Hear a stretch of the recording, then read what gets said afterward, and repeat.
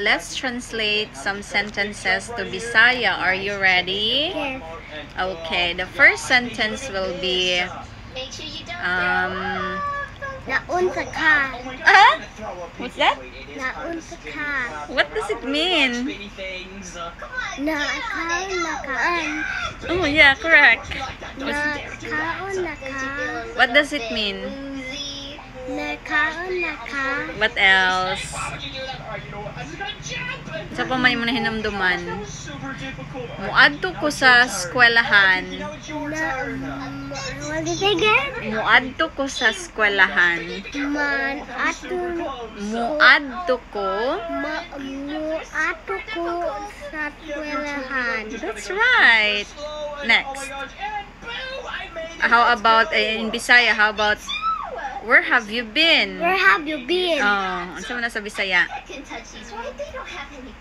Asa kagikan. Asa kagikan. Or asa ka niadto. Asa ka niadto.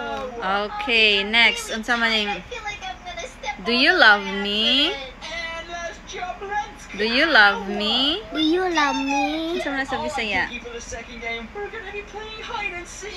Palangga ko nimo. Palanggan nimo. Kunimo. Kunimo. Okay, what? Mimo. Katong unsa pa tong gikuan ni mama? Mimo.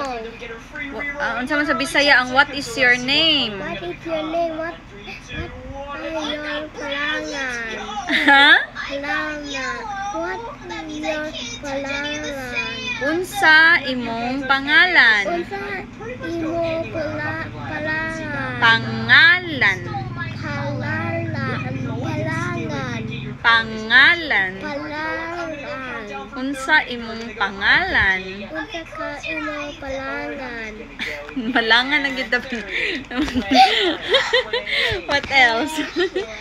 Katong ganiha anak ka nga I am bulingit. I am bulingit. Okay, say it in Bisaya. Bulingit. I am so bulingit. You said right?